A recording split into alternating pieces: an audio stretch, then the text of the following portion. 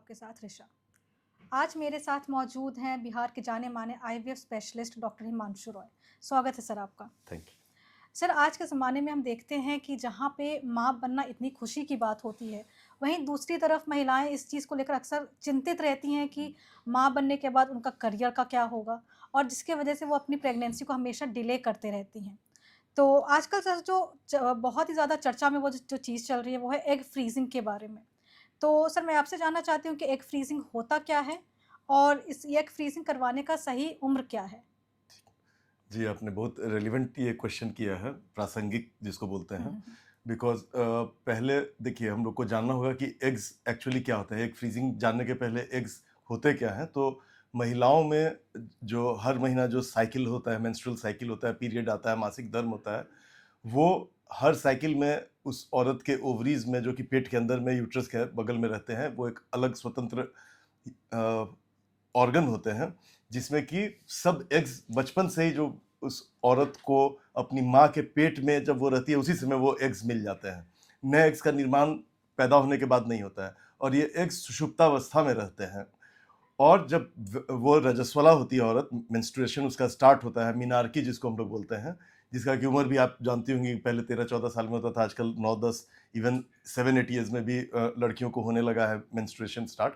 तो इसमें क्या होता है कि ये जो एग्स होते हैं वे उस पूरे एग्स का जो झुंड रहता है, माने लगभग लाख की संख्या में, उसमें से कुछ-कुछ एग्स हर महीना में बनना, वो डेवलप करना शुरू होते हैं हार्मोनल चेंजेस के चलते। और उसमें से एक एग पूरी तरह से वयस्क होता है, मैच्योर होता है और वो उसके बाद उसमें से रप्चर होता है। उस दौरान उससे कुछ हार्मोन्स निकलते हैं और रप्चर होने के बाद दूसरा हार्मोन निकलता है, जिससे कि यूट्रस के अंदर का जो लाइनिंग होता है, एंडोमेट्रियम जिसको बोलते हैं, वो डेवलप होता है ताकि वो प्रेगनेंसी के लायक तैयार हो जाए। और अगर ये एग अगर फर्टिलाइज़ हो जाता है, अगर वो पुरुष के साथ रहती है महिला और स्पर्म्स जाके उस एग्स को फर्टिलाइज़ करते हैं और वो भ्रूण बन जाता है, बच्चा बन जाता है, तो ये बच्चा जाके एंडोमेट्रियम में चला जाता है और उसके बाद उसमें से और भी हार्मोन्स निकलने लगते हैं जो कि पीरियड को रोक के रखते हैं। इसके विपरीत अगर ये नहीं होता है, कोई औरत अगर पुरुष के साथ नहीं रही हो या रही भी हो और प्रेगनेंसी नहीं होता है, तो ये जो एग बनता है 14वें दिन रप्चर होता है, उसका लाइफ 7 डेज़ रहता है, जो हार्मोन उसको जिंदा रखता है। और 7 दिन के बाद वो हार्मोन्स बनना बंद हो जाता है, जिसके चलते विथड्रॉल होता है हार्मोन्स का और उसके चलते यूट्रस से वो पीरियड बन के निकल जाता है। तो इस तरह से एग्स जो रहते हैं उनका काम बच्चा भी पैदा करना होता है, साथ में हार्मोन्स भी ऐसे निकलते हैं जिससे कि पीरियड्स आता है। ये दोनों चीज़ उसी से रिलेटेड रहता है और ये उम्र के साथ धीरे-धीरे वो जो पूरे एग का रिज़र्व जो वो लड़की या औरत अपने माँ के पेट से लेके आई है, वो पूरे लाइफ लॉन्ग धीरे-धीरे खत्म होते जाता है। कुछ औरतों में एग्स की मात्रा ही मदर से कम मिली हुई रहती है, जिसको हम लोग डिक्रीज्ड ओवेरियन रिजर्व बोलते हैं। और कुछ औरतों में मिलता तो ठीक मात्रा में है, बट उसका डिस्ट्रक्शन या ह्रास, उसमें कमी जो होती है वो बहुत तेजी से होती है। हर महीना 20 के बदले 200-200, 500-500 भी एग्स खत्म होना शुरू होते हैं, या किसी तरह का कोई इंसल्ट हो उसको, जैसे कि रेडिएशन हो, केमोथेरेपी हो, चाहे इस टाइप का कुछ अगर रहता है, सर्जरी हो, तो ये सब होने से उस एग्स की मात्रा बहुत कम हो जाती है। नॉर्मली भी देखा गया है कि 34-35 साल आते-आते जो एग्स बचे रहते हैं, उनकी संख्या काफ़ी कम हो जाती है, 40 आते-आते नगण्य हो जाती है, जिसको हम लोग डिक्रीज्ड ओवेरियन रिजर्व कहते हैं। और कुछ औरतों में प्रीमैच्योर मेनोपॉज़ हो जाता है, 40 साल के पहले ही सब एग्स खत्म हो जाते हैं। बाकी जो नॉर्मल औरत रहते हैं उसमें 50 से 52 साल, 54 साल आते-आते लगभग सब एग्स खत्म हो जाते हैं और वो फिर औरत ना माँ बनती है और ना ही उसको पीरियड आता है, जिसको कि हम लोग मेनोपॉज़ बोलते हैं।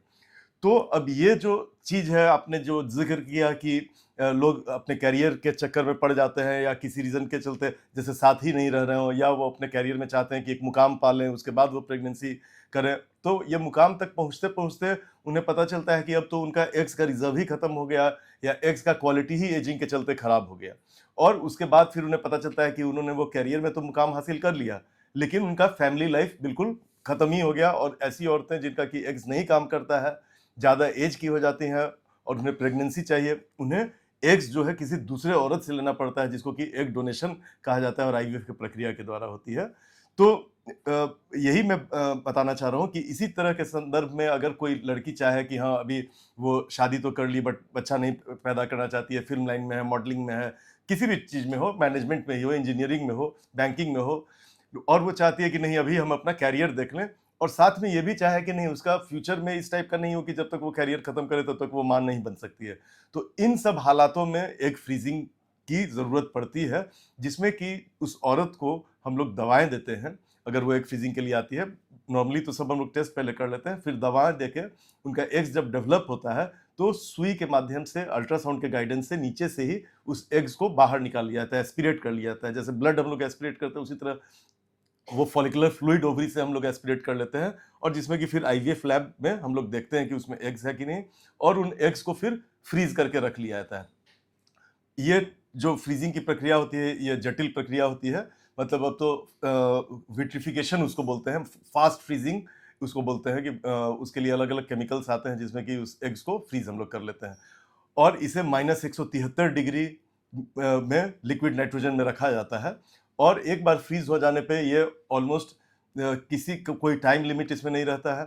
1 साल, 2 साल, 5 साल, 10 साल, जितने दिन चाहिए वो लिक्विड नाइट्रोजन में वो एग्स रहेंगे, निष्क्रिय पड़े रहेंगे, बट वो जिंदा रहेंगे।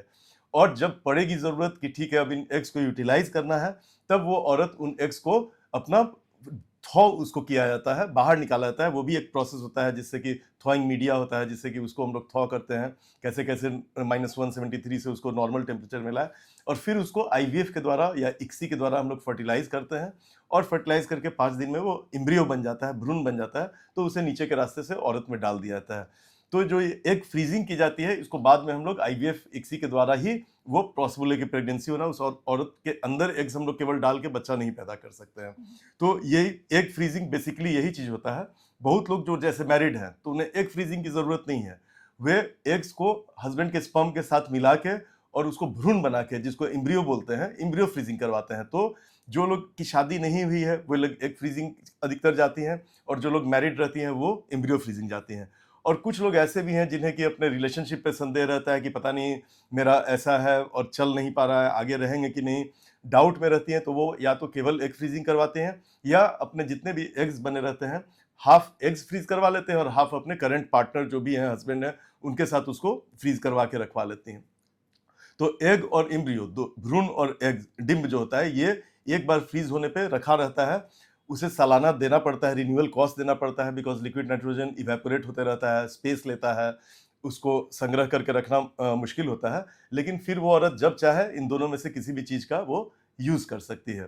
तो एग फ्रीजिंग या सोशल फ्रीजिंग भी इसका नाम आजकल पड़ गया है, जो कि नॉन मेडिकल रीजन के चलते कर रहे हैं हम लोग। तो ये यही एग फ्रीजिंग। सर, आपने बताया कि महिलाओं में ऐसा होता है कि टाइम के बढ़ते हुए अनुसार, तो उस हिसाब से एग्स जो होते हैं वो कम होते जाते हैं। तो सर मैं आपसे जानना चाहती हूँ कि सर एग फ्रीजिंग करवाने का क्या सही उम्र है, और कौन सी उम्र तक एग फ्रीज करवा सकती है महिलाएं?